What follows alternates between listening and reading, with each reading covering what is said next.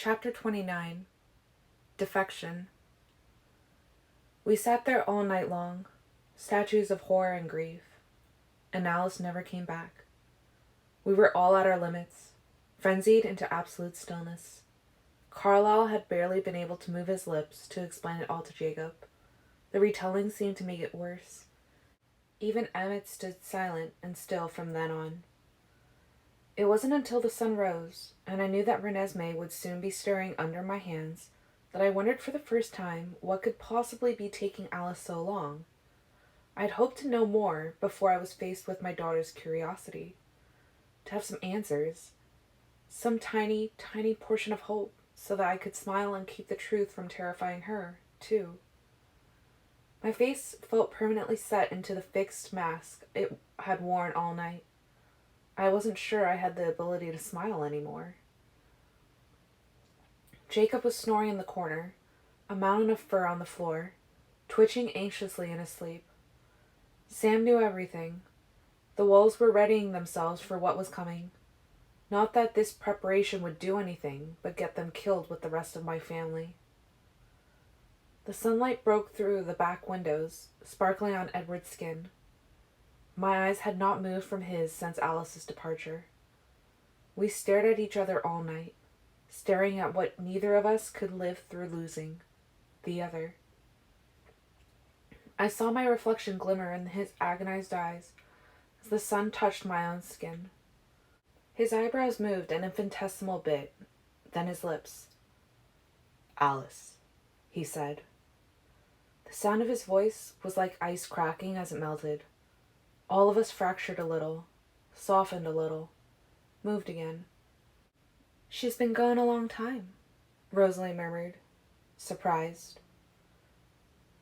"Where could she be?" Emmett wondered, taking a step toward the door. Esme put a hand on her arm. "We don't want to disturb." "She's never taken so long before," Edward said. New worry splintered the mask his face had become.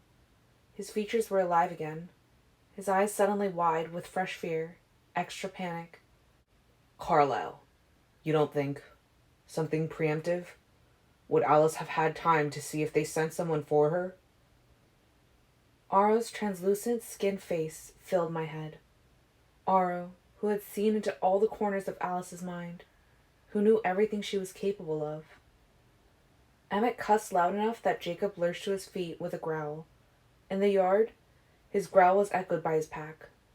My family was already a blur of action. "Stay with Renesmee!" I all but shrieked at Jacob as I sprinted through the door. I was still stronger than the rest of them, and I used that strength to push myself forward. I overtook Esme in a few bounds, and Rosalie in just a few strides more.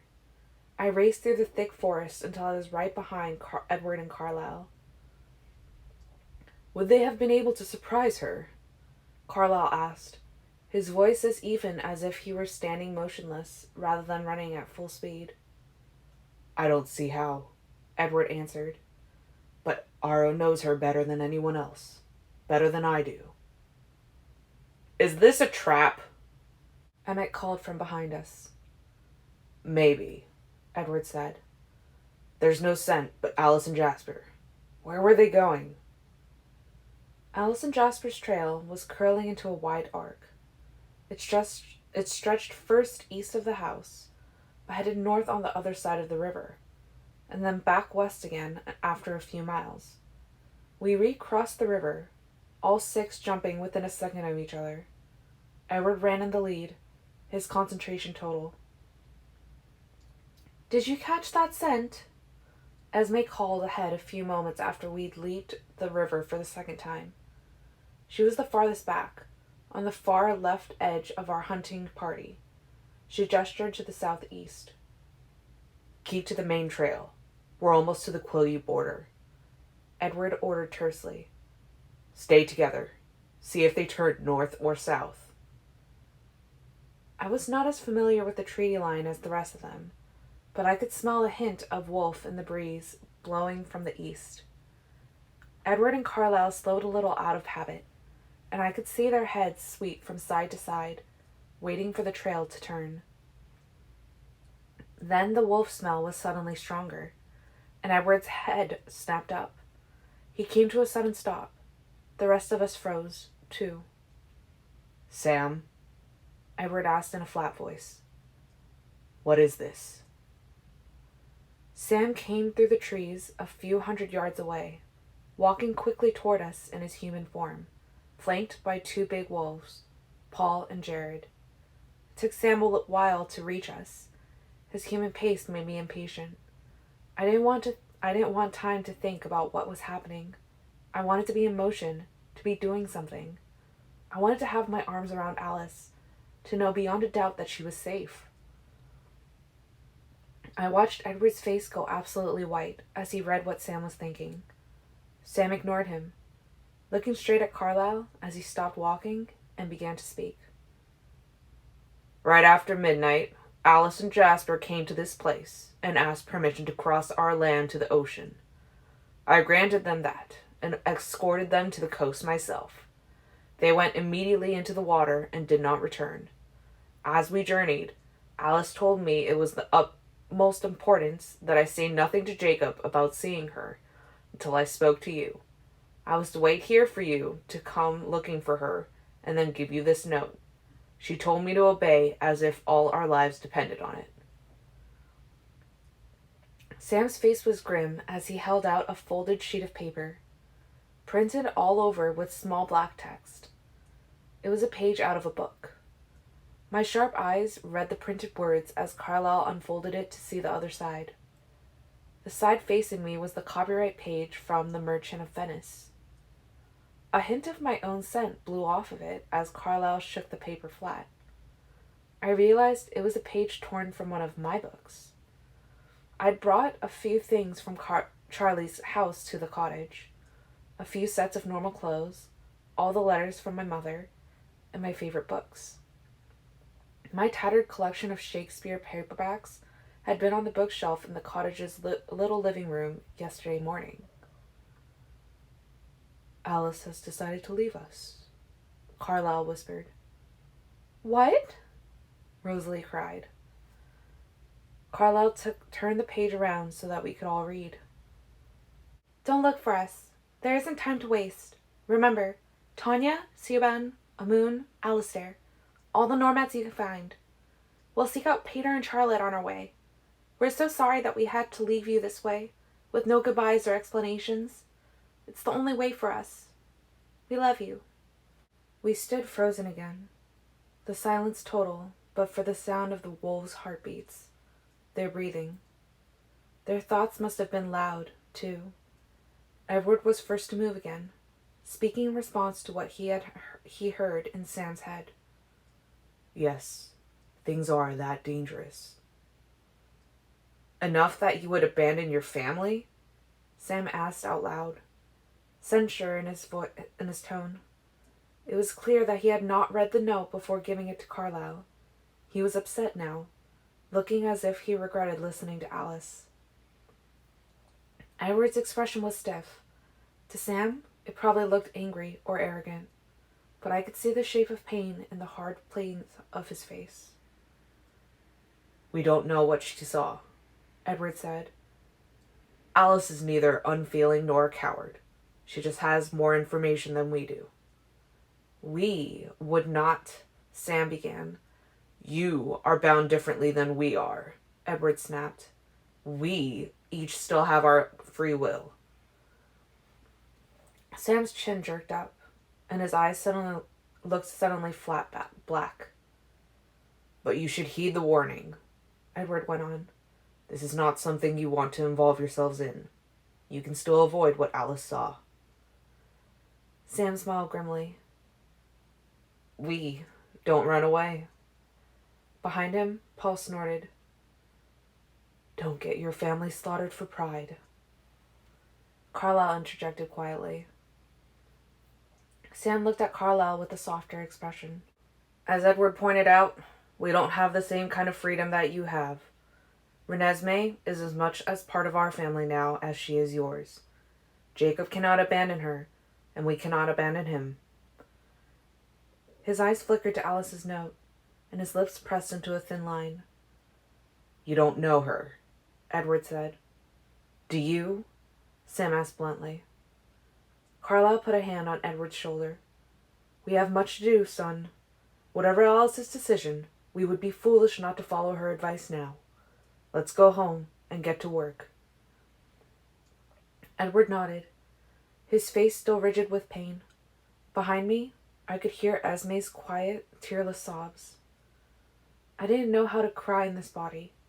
I couldn't do anything but stare. There was no feeling yet.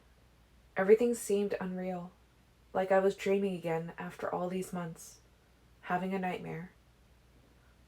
Thank you, Sam, Carlyle said. I'm sorry, Sam answered. We shouldn't have let her through. You did the right thing, Carlyle told him. Alice is free to do what she will. I wouldn't deny her that liberty. I'd always thought of the Cullens as a whole, an indivisible unit. Suddenly, I remembered that it had not always been so. Carlyle had created Edward, Esme, Rosalie, and Emmett. Edward had created me. We were physically linked by blood and venom. I never thought of Alice and Jasper as separate, as adopted into the family. But in truth, Alice had adopted the Cullens. She had shown up with her unconnected past, bringing Jasper with his, and fit herself into the family that was already there. Both she and Jasper had known another life outside the Cullen family. Had she really chosen to lead another new life after she'd seen that life with the Cullens was over? We were doomed, then, weren't we? There was no hope at all. Not one ray, one flicker that might have convinced Alice she had a chance at her side. The bright morning air seemed thicker suddenly, blacker, as if physically darkened by my despair. I'm not going down without a fight, Emmett snarled low under his breath. Alice told us what to do. Let's get it done. The others nodded with determined expressions, and I realized that they were banking on whatever chance Alice had given us, that they were not going to give in to hopelessness and wait to die. Yes, we all would fight. What else was there? And apparently we would involve others, because Alice had said so before she'd left us. How could we not follow Alice's last warning? The wolves, too, would fight with us for Renesmee. We would fight, they would fight, and we all would die. I didn't feel the same resolve the others seemed to feel. Alice knew the odds. She was giving us the only chance she could see, but the chance was too slim for her to bet on it. I felt already beaten as I turned my back on Sam's critical face and followed Carlyle toward home. We ran automatically now, not the same panicked hurry as before. As we neared the river, Esme's head lifted. There was that other trail. It was fresh. She nodded forward, toward where she had called Edward's attention on the way here, while we were racing to save Alice. It had to be from earlier in the day. It was just Alice, without Jasper, Edward said lifelessly. Esme's face puckered, and she nodded. I drifted to the right, falling a little behind. I was sure Edward was right, but at the same time... After all, how had Alice's note ended up on a page from my book? Bella? Edward asked in an emotionless voice as I hesitated. I want to follow the trail, I told him, smelling the light scent of Alice that led away from her earlier flight path. I was new to this, but it smelled exactly the same to me, just minus the scent of Jasper. Edward's golden eyes were empty. It probably just leads back to the house. Then I'll meet you there. At first, I thought he would let me go alone. But then, as I moved a few steps away, his blank eyes flickered to life. I'll come with you, he said quietly. We'll meet you at home, Carlyle. Carlyle nodded, and the others left. I waited until they were out of sight, and then I looked at Edward questioningly. I couldn't let you walk away from me, he explained in a low voice. It hurt just to imagine it. I understood without more explanation than that. I thought of being divided from him now, and I realized I would have felt the same pain, no matter how short the separation. There was so little time left to be together. I held my hand out to him, and he took it. Let's hurry, he said. Renesmee will be awake. I nodded, and we were running again. It was probably a silly thing to waste the time away from Renesmee just for curiosity's sake, but the note bothered me. Alice could have carved the note into a boulder or tree trunk if she lacked writing utensils. She could have stolen a pad of post-its from any of the houses by the highway. Why my book? When did she get it? Sure enough, the trail led back to the cottage by a circuitous route that stayed far clear of the Collins house and the wolves in the nearby woods. Edward's brows tightened in a confusion as it became obvious where the trail led. He tried to reason it out. She left Jasper to wait for her and came here? We were almost at the cottage now, and I felt uneasy. I was glad to have Edward's hand in mine, but I also felt as if I should be here alone. Tearing out the page and carrying it back to Jasper was such an odd thing for Alice to do. It felt like there was a message in her action, one I didn't understand at all. But it was my book, so the message must be for me. If it were something she wanted Edward to know, wouldn't she have pulled a page from one of his books? Give me just a minute, I said, pulling my hand free as we got to the door. His forehead creased. Bella. Please. 30 seconds? I didn't wait for him to answer. I darted through the door, pulling it shut behind me. I went straight to the bookshelf. Alice's scent was fresh, less than a day old. A fire that I had not set burned low but hot in the fireplace. I yanked The Merchant of Venice off the shelf and flipped it open to the title page. There, next to the feathered edge left by the torn page, under the words, The Merchant of Venice by William Shakespeare, was a note. Destroy this. Below that was a name and an address in Seattle. When Edward came through the door after only 13 seconds rather than 30, I was watching the book burn. What's going on, Bella? She was here. She ripped a page out of my book to write her note on. Why? I don't know why. Why are you burning it? I frowned, letting all my frustration and pain show on my face. I did not know what Alice was trying to tell me, only that she'd gone to great lengths to keep it from anyone but me, the one person whose mind Edward could not read. So she must want to keep him in the dark, and it was probably for a good reason. It seemed appropriate. We don't know what she's doing, he said quietly. I stared into the flames. I was the only person in the world who could lie to Edward. Was that what Alice wanted from me? Her last request? When we were on the plane to Italy, I whispered. This was not a lie, except perhaps in context. On our way to rescue you. She lied to Jasper so that he wouldn't come after us. She knew that if he faced the Volturi, he would die. She was willing to die herself rather than put him in danger. Willing for me to die, too. Willing for you to die. Edward didn't answer. She has her priorities, I said. It made my still heart ache to realize that my explanation did not feel like a lie in any way. I don't believe it, Edward said. He didn't say it like he was arguing with me. He said it like he was arguing with himself. Maybe it was just Jasper in danger. Her plan would work for the rest of us, but he'd be lost if he stayed. Maybe. She could have told us that, sent him away. But would Jasper have gone? Maybe she's lying to him again. Maybe. I pretended to agree. We should go home. There's no time. Edward took my hand, and we ran. Alice's note did not make me hopeful.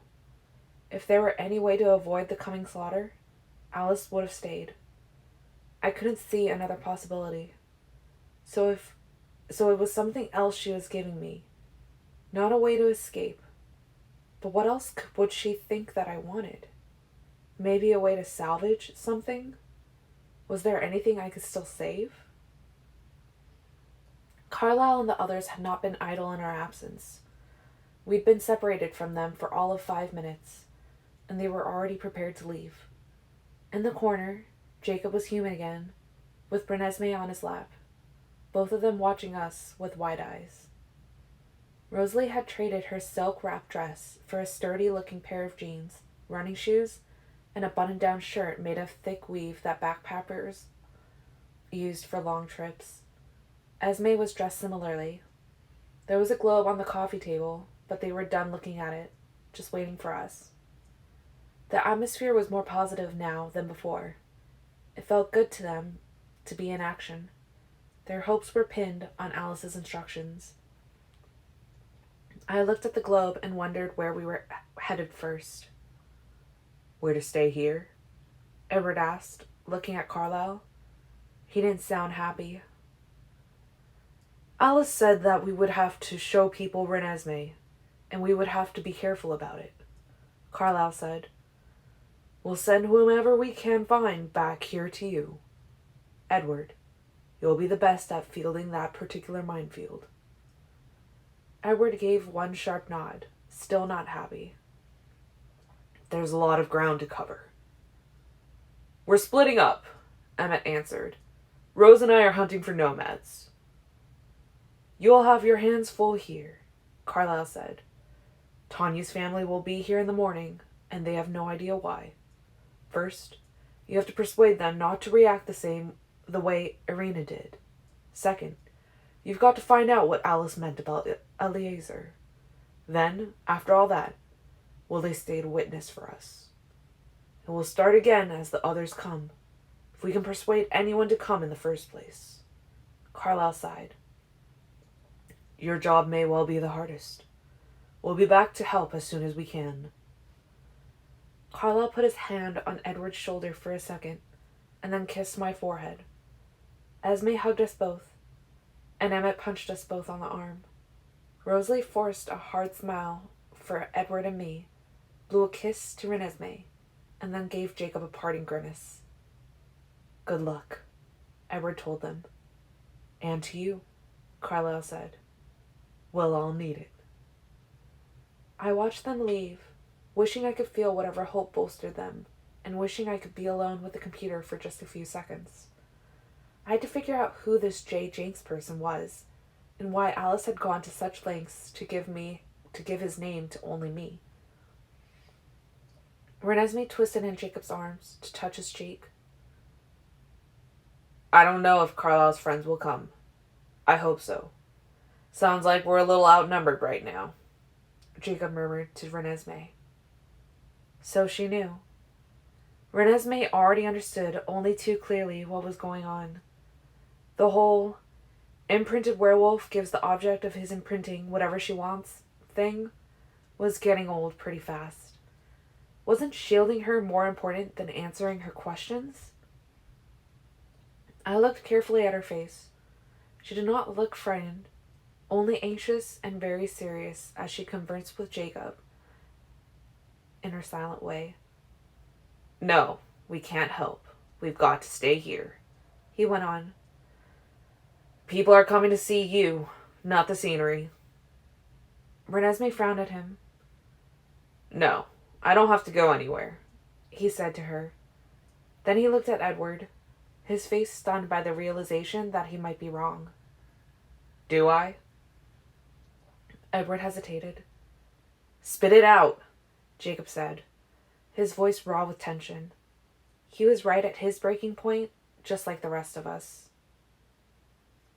The vampires who are coming to help us are not the same as we are, Edward said. Tanya's family is the only one besides ours with a reverence for human life. And even they don't think much of werewolves. Think it might be safer. I can take care of myself, Jacob interrupted. Safer for Renesmee, Edward continued.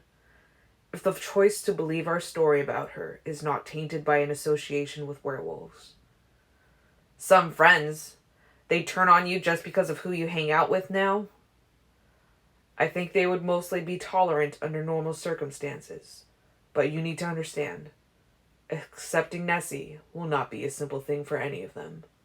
Why make it even the slightest bit harder? Carlyle had explained the laws about immortal children to Jacob last night. The immortal children were really that bad? He asked. You can't imagine the depth of the scars they've left in the collective vampire psyche. Edward. It was still odd to hear Jacob use Edward's name without bitterness. I know, Jake. I know how hard it is to be away from her. We'll play it by ear. See how they react to her. In any case, Nessie is going to have to be incognito off and on in the next few weeks. She'll need to stay at the cottage until the right moment for us to introduce her. As long as you keep a safe distance from the main house. I can do that. Company in the morning, huh? Yes. The closest of our friends. In this particular case, it's probably better if we get things out in the open as soon as possible. You can stay here. Tanya knows about you. She's even met Seth. Right. You should tell Sam what's going on. There might be strangers in the woods soon. Good point. Though I owe him some silence after last night. Listening to Alice is usually the right thing. Jacob's teeth ground together, and I could see that he shared Sam's feelings about what Alice and Jasper had done. While they were talking, I wandered toward the back windows, trying to look distracted and anxious. Not a difficult thing to do. I leaned my head against the wall that curved away from the living room toward the dining room, right next to one of the computer desks. I ran my fingers against the keys while staring into the forest, trying to make it look like an absent-minded thing. Did vampires ever do things absent-mindedly? I didn't think anyone was paying particular attention to me, but I didn't turn to make sure. The monitor glowed to life. I stroked my fingers across the keys again. Then I drummed them very quietly on the wooden desktop, just to make it seem random. Another stroke across the keys. I scanned the screen in my peripheral vision. No J. Jenks, but there was a Jason Jenks, a lawyer. I brushed the keyboard, trying to keep a rhythm, like the preoccupied stroking of a cat you'd all but forgotten on your lap. Jason Jenks had a fancy website for his firm, but the address on the homepage was wrong. In Seattle, but in a different zip code. I noted the phone number and then stroked the keyboard in rhythm. This time, I searched the address, but nothing at all came up, as if the address didn't exist. I wanted to look at a map, but I decided I was pushing my luck. One more brush to delete the history. I continued staring out the window and brushed the wood a few times. I heard light footsteps crossing the floor to me, and I turned with what I hoped was the same expression as before. Renesmee reached for me, and I held my arms open. She launched herself into them, smelling strongly of werewolf, and nestled her head against my neck. I didn't know if I could stand this. As much as I feared for my life, for Edward's, for the rest of my family's, it was not the same as the gut-wrenching terror I felt for my daughter. There had to be a way to save her, even if that was the only thing I could do. Suddenly, I knew that this was all I wanted anymore. The rest I would bear if I had to, but not her life being forfeited. Not that. She was the one thing I simply had to save. Would Alice have known how I would feel? Renesmee's hand touched my cheeks lightly. She showed me my own face. Edward's, Jacob's, Rosalie's, Esme's, Carlisle's, Alice's, Jasper's. Flipping through all our family faces faster and faster. Seth and Leah, Charlie, Sue, and Billy. Over and over again. Worrying, like the rest of us were. She was only worrying, though. Jacob had kept the worst from her as far as I could tell. The part about how we had no hope. How we were all going to die in a month's time. She settled on Alice's face, longing and confused. Where was Alice? I don't know, I whispered. But she's Alice. She's doing the right thing, like always. The right thing for Alice, anyway. I hated thinking of her that way, but how else could the situation be understood? Renesmee sighed, and the longing intensified. I miss her too. I felt my face working, trying to find the expression that went with the grief inside. My eyes felt strange and dry. They blinked against the uncomfortable feeling. I bit my lip. When I took my next breath, the air hitched in my throat, like I was choking on it. Renesmee pulled back to look at me, and I saw my face mirrored in her thoughts and in her eyes. I looked like Esme had this morning.